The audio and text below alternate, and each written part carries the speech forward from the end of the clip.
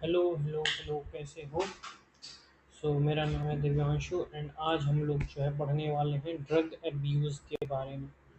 Drug abuse के बारे में आज हम लोग पढ़ने वाले हैं। ड्रग एब्यूज़ में हम लोग क्या जानेंगे, ड्रग एक्चुअली होता क्या है। ड्रग जो होता है वो एक टाइप का मेडिकेशन होता है जिसको यदि कोई एक्सेस में यूज़ करता है, एक्सेस यूज़ होता है तो उसको ड्रग एब्यूज़ बोला जाता है। लाइक मॉर्फिन जो है एक पेन किलर है, उसको यदि एक्सेसिवली यूज़ किया जाएगा तो वो ड्रग एब्यूज़ के श्रेणी में चल जाएगा। यदि कोई डॉक्टर है जो प्रिस्क्राइब किया है किसी भी पेशेंट को, लाइक मॉर्फिन मॉर्फिन को प्रिस्क्राइब किया गया, बट वो मॉर्फिन को पेन किलर के तरह नहीं लेके एज अ सेडेटिव एजेंट, जिससे कि वो ये जो प्रेजेंट दुनिया है उससे अलग होकर रहे, एक अलग मूड में जिए, तो उसको बोला जाता है ड्रग अब्यूज़। ड्रग अब्यूज़ जो होता है वो बहुत सारे काइंड का होता है, आगे जानेंगे। लाइक ओपॉइड्स होता है, कैनाबिनॉइड्स होता है, कोकेन होता है, and other like amphetamine, hallucination agent, inhalant and pharmaceutical drugs like benzodiazepine। उसके बाद फिर उसका रिस्क जानेंगे एंड कॉन्सिक्वेंसेस क्या क्या होता है ड्रग एब्यूज़ का, प्रिवेंशंस कैसे होता है और हमारा क्या रोल होता है यदि हमारे सामने कोई है जिसको कि जो ड्रग्स एब्यूज़ कर रहा है या फिर ड्रग एडिक्ट है, तो उसको हम लोग क्या क्या कर सकते हैं उसके बारे में हम लोग जानने वाले हैं। पहली बार ड्रग एब्यूज़ जो होता है वो क्या होता है, एक्सेस यूज ऑफ मेडिकेशन। ये मेडिकेशन भी हो सकता है या किसी टाइप का ऐसा हेलुसिनेशन एजेंट जो कि ब्रेन को अल्टर कर देता है, एक डोपामिन सिक्रीशन करता है, एनाल्जेसिक होता है, पेन को कम करता है। तो वो सब जो होता है एक्सेस यूज ऑफ मेडिकेशन और substance which alter the nerves signal. जैसे अब कोई आदमी अल्कोहल कंजप्शन करता है तो उसका नर्व सिग्नल और मतलब खराब होने की वजह से वो विगलिंग करके चलता है, वो सीधा नहीं चल पाता है। तब जैसे ड्रग अब्यूज़ होता है वो एक हार्मफुल पैटर्न होता है using of psycho active substance. यहाँ साइको का मतलब होता है ब्रेन से रिलेटेड, यानी ब्रेन को वो एक्टिव करता है, बट वो इस टाइप से एक्टिव करता है कि प्रेजेंट में जो चल रहा है उससे कोई मतलब नहीं, वो अपना अलग चलता है। और ये मिसयूज प्रिस्क्रिप्शनल मेडिकेशंस भी हो सकता है। 2019 के सर्वे के हिसाब से यदि देखा जाए, 2019 के सर्वे के हिसाब से देखा जाए तो 3.1 करोड़ अफेक्टेड है ओपॉइड्स यूजिंग डिसऑर्डर्स और 1.2 है कैनबिस रिलेटेड। कैनबिस जो होता है जैसे भांग हो गया, चरस हो गया, गांजा हो गया, और ओपॉइड्स में आता है जैसे कोडिन हो गया, हीरोइन हो गया, इस टाइप का जो आगे बताया जाएगा। अब जैसे कोडिन होता है, एक कफ सिरप में यूज़ होता है कोडिन। तो कोडिन जो होता है वो एक्सपैंडिंग एजेंट होता है जो कि ब्रोंकियोलिटिस को थोड़ा सा एक्सपैंड कर देता है, जिससे कि ज़्यादा ब्लड सप्लाई होता है, जल्दी ठीक होता है खांसी, और प्लस में हमारा जो इम्यून सिस्टम है, हमारा जो बॉडी है उसको वो शांत करने की कोशिश करता है, जिससे इम्यून सिस्टम जो है कफ को वो सही से, जो गले में खराश है उसको सही से हील करता है। अभी आते हैं this impact extend beyond individuals. अब जैसे यदि आपके घर में कोई है वो ड्रग अब्यूज़ करके आया है तो वो शांत नहीं बैठेगा, वो किसी को मार रहा है या फिर अपने में बात कर रहा है चिल्ला चिल्ला के, या फिर और कुछ कर रहा है। जैसे सीवियर हेल्थ सोशल इकोनॉमिकल होता है। अब यदि कुछ चीज़ बैंड है तो ऑब्वियस सी बात है उसका प्राइस 2 गुना 3 गुना 4 गुना 10 गुना जाएगा। जिससे कि वो फैमिलीज़ और कम्युनिटीज़ पर भी इफ़ेक्ट पड़ता है। अब कोई यदि दारू पी के आपके अपार्टमेंट में एंटर कर गया तो पूरा अपार्टमेंट में अजीब-सा केओटिक माहौल रहेगा, अगर इसको भगाओ, इसको दूर रखो, ये वो। तो पहला स्टेप होता है टुवर्ड्स प्रिवेंशन एंड सपोर्ट, वो हम लोग का होता है। इससे क्या होता है, इंक्रीज़ इन क्राइम रेट भी बढ़ जाता है। अब वो है, वो इस मतलब कोई ड्रग अब्यूज़ करके आया, वो किसी नॉर्मल पर्सन को मार दिया। अब नॉर्मल पर्सन क्या सोचेगा कि हमको काहे मारा, हम भी इसको कूट दें, इससे क्राइम रेट इंक्रीज कर जाता है। अब आते हैं ओपॉइड्स। ओपॉइड्स जो होता है एक्चुअली वो प्लांट से two potent pain killers, plant में जो प्लांट से ओपॉइड्स पेन किलर्स के रूप में होता है, जैसे मॉर्फिन है वो एक ओपॉइड है। ओरिजिन एंड नेचुरल ओपॉइड्स होता है, जैसे कि पॉपी प्लांट, अफीम, वो एक क्या है जिसको हिंदी में अफीम बोलते हैं, वो होता है पॉपी प्लांट। ओपियम पोपी, जिसको पेपरवम सोमीफेरम बोलते हैं, जो कि एक नेचुरल ओपॉइड है जिससे मॉर्फिन और कोडीन निकाला जाता है। ठीक है। उसके बाद एक आता है सेमी सिंथेटिक। अब क्या किया जाता है, मॉर्फिन को या कोडीन को अल्टर किया जाता है, जैसे हीरोइन है तो हेरोइन को जो है डाई मॉर्फिन किया जाता है, मतलब कि इसके अंदर एक CH3 ग्रुप को ऐड किया जाता है मॉर्फिन में, तब जाके वो क्या बनता है, हेरोइन बनता है। मॉर्फिन को में CH3 जैसे जोड़ दिया गया तो वो हेरोइन बन गया। इसको जो है नोटोरियस रीजन्स जैसे अफ़गानिस्तान, पाकिस्तान, ईरान, ये सब में किसी किसी को, जैसे जिसको ट्रैफिकिंग करना है उसको ये दे दिया जाता है। वो अपना अलग अपनी दुनिया में मस्त रहता है, इधर कार से वो लोग जा रहा है। म्यांमार, लेओस, थाईलैंड, ये सब जगह पर क्या था, थाईलैंड में तो पता ही है बहुत लोग। फिर आता है सिंथेटिक, जैसे फेनाइल, फेंटाइल हो गया, टर्माडोल हो गया, ये सब केमिकली प्रोड्यूस किया जाता है, फार्मास्यूटिकल सप्लाइज चेन में दिया जाता है, लेबोरेटरीज में बनाया जाता है। थोड़ा थोड़ा कहीं कहीं लीगली यूज़ होता है, कहीं कहीं इलीगली, जैसे इंसोम्निया को ट्रीट करने के लिए जो नींद का दवाई दिया जाता है उसको भी जो है अब्यूज़ कर लिया जाता है बहुत बार। इसीलिए उस पर बहुत मतलब लगा के रखा गया है कि नहीं, ये सिर्फ उसी आदमी को मिलेगा जो आदमी ज़रूरी है, जिस आदमी को उसी को मिलेगा, वरना फिर तो ड्रग अब्यूज़ तो ऐसे ही होते रहता। इसी तरह से कोरैक्स नाम का सिरप आता था, कफ सिरप आता था कोरैक्स नाम का, जो कि बहुत ज़्यादा ही नींद लाता था। उसको बिहार गवर्नमेंट ने बैन कर दिया है, और इंडिया में भी वो बहुत मतलब रूल एंड रेगुलेशंस के बाद जाकर ही आप उसे ले सकते हो, डायरेक्टली जाओगे तो आपको वो नहीं दिया जाएगा। फिर आता है कैनाबिनॉइड्स, जैसे गांजा, चरस जिसको हाश बोलते हैं, भांग, एंड सिंथेटिक तो सब जगह होता है। जैसे गांजा जो होता है, कैनाबिनॉइड्स जो होता है वो एक प्लांट होता है, जिसको हम लोग हिंदी में बोलते हैं भांग का पौधा। ठीक है। तो इसका हर एक पार्ट से बन जाता है, हर एक पार्ट से बनता है। लाइक यदि लीफ ले लो, लीव्स ले लो, फ्लावर, फ्लावर का जो रेजिन होता है, फ्लावर रेसिन, सब चीज़ से बन जाता है। है ड्राइड फ्लावर एंड लीव्स, जिससे साइकोएक्टिव कंपोनेंट्स लाइक टेट्राहाइड्रोकैनाबिनॉइड यानी THC बनता। हम आते हैं चरस पे।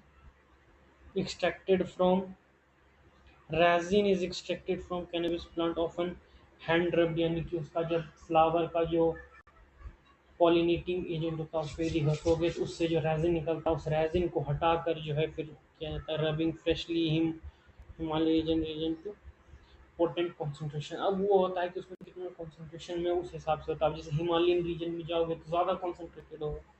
भांग आता है जो कि लीव्स से बनता है, ये एक्चुअली लीगल है।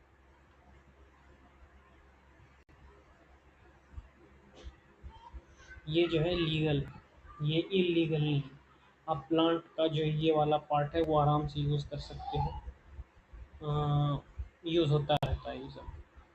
बट और सब जैसे आपका गांजा हो गया, जिसको मैरिजुआना बोला जाता है, भांग हो गया या चरस हो गया। भांग तो कोई दिक्कत नहीं, चरस हो गया। उसके बाद फिर synthetic cannabinoids like THC, spice और के2, ये सब होता है। एंड उसके बाद यदि वही जो भी चीज़ सिंथेटिक होता है वो बहुत अनप्रिडिक्टेबल पोटेंसी का होता है, नहीं पता रहता कितना पोटेंसी का। एक छोटा सा पाउडर को 10 लीटर पानी में मिला के बहुत लोग बोलता है पीने, ऐसे करके होता है। अब आते हैं कोकेन। ये इंडिया में नहीं पाता, ये इंडिया में नहीं है, रेयरली मिलता है। ये साउथ अफ्रीकन अमेरिकाज में, साउथ अफ्रीका एंड अमेरिका में ये मिलता है। अब आते हैं आगे। Cocaine originate from the leave of coca plants cultivated in South Americas like Colombia, Peru, Bolivia, Brazil, ये सब में किया जाता है। First leaves are soaked and crushed such as kerosene and sulfuric acid to extract coca paste। Coca paste निकालता है किससे? पहले इसको क्या किया जाता है? सोक किया जाता है, क्रस्ट किया जाता है, उसके बाद उसके कोका पेस्ट निकाला जाता है, फिर उसको क्रिस्टलाइन किया जाता है। कोकेन हाइड्रोक्लोरिक की फाइन क्रिस्टल्स पाउडर होता है, फिर क्रिस्टल बनता है, उस क्रिस्टल को पाउडर बनाया जाता है और उसको फिर क्रैक कोकेन बोला जाता है, जिसको पानी यानी कि वो सेलाइन वाले वाटर में डिज़ोल्व करके लिया जाता है। बहुत को तो ऐसे ही नॉर्मल कोई भी पानी से ले लिया जाता है और उसको इंटरनेशनल राउट्स के थ्रू ट्रैफिकिंग किया जाता है। मैक्सिकोज में ये सब बहुत चलता है।